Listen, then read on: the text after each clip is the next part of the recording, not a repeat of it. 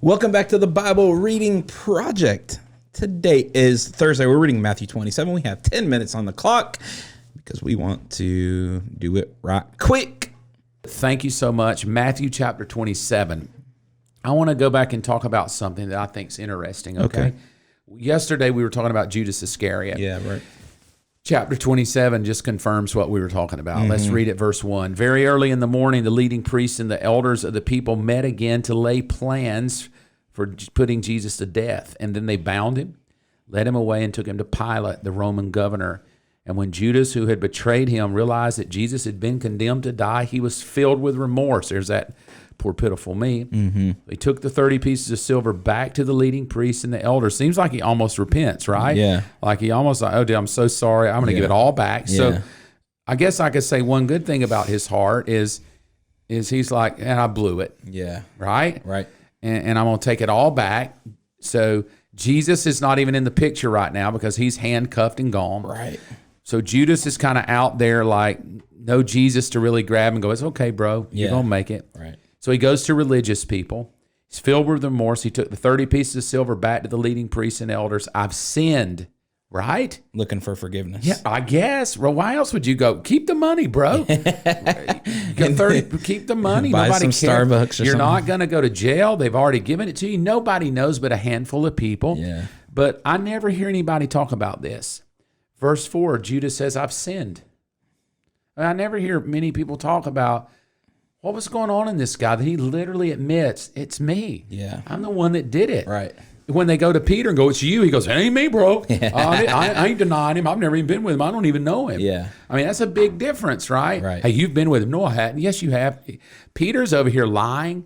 Peter's over here sneaking, denying Christ. And Judas is in a group of religious people going, dude, I blew it. Yeah. And I have screwed up royally. Here's the money back. I've sinned. Listen to what he goes on to say. He said, I've sinned.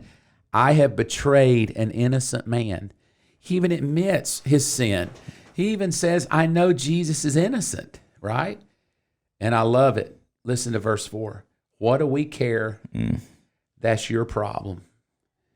And Judas threw the silver coins down the temple and went out and hung himself. You know, this is probably the biggest 4 verses in the Bible for the power of religion to destroy people. It just destroys people. Right. Here's, dude, I've blown it. I'm hurting. And then we just crucify you even more. Yeah, right. We just make Kick you you feel, way down. we just make you feel even worse. Yeah. We just make you feel sorry. You deserve it, And I think that's been one of my passions in ministry is to just love hurting people. And yet I've been part of denominations, right, in my 30 plus years of ministry. Dude, there's some denominations out there that are so hardcore. I mean, just hardcore on if you blow it or if you make a mistake, dude, the axe fall. And I'm okay with that, Yeah, right? right. I mean, you know in advance. They tell you in advance. Yeah, yeah. You do this, here's the 9 things that happen to you, right? So I'm good with that. If that's the way you set the system up and that's the way the system rolls, and you're going to pay a high price, right? But I think the one thing religion is great at getting people to admit wrong behavior or setting up systems to show wrong behavior, but don't help people find freedom from the wrong behavior. Yeah. We just, hey, you better not drink. Yeah. You better not sleep around. You better not, if you look at porn, you're right. Yeah. And so I'm just checking boxes of everything you do wrong, but I never help you find freedom. Right. And I think that's the difference between what I would call spirit-filled ministry of the Holy Spirit versus religion is this one gives you a bunch of checklists, and when you blow it, Yeah. there is really no hope for healing and freedom. Yeah, right. It's just you're in trouble. Yeah. You got caught.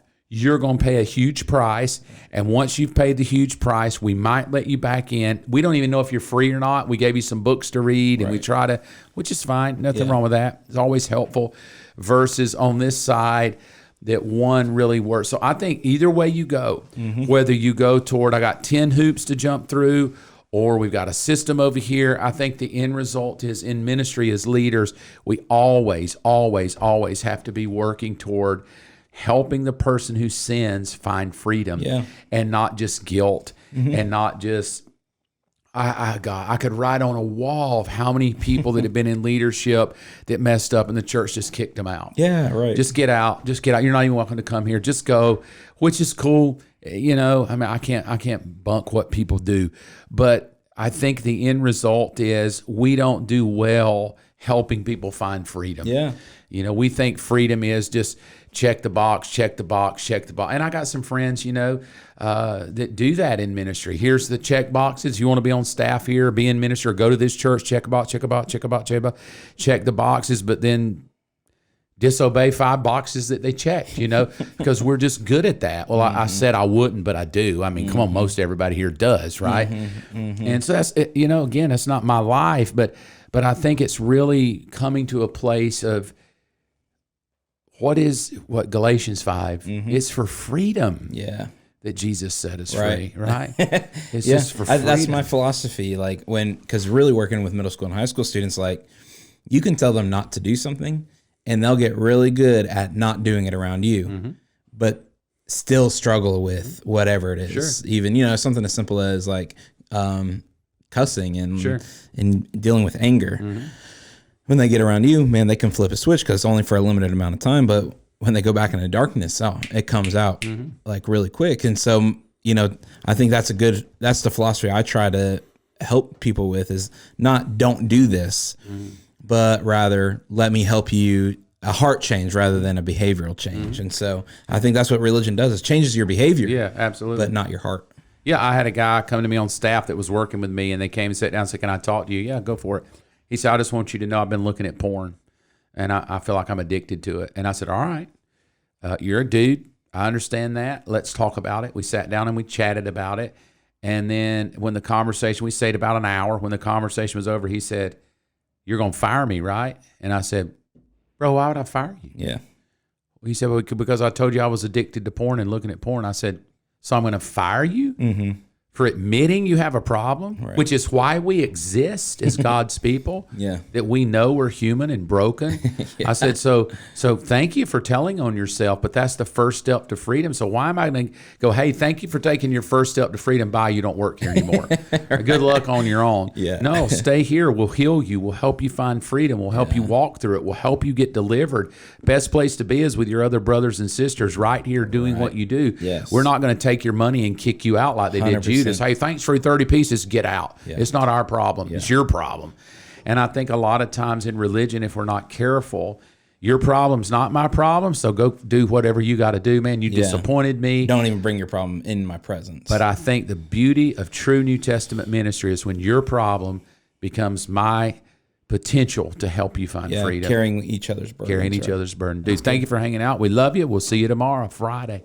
Last chapter of Matthew. Woo!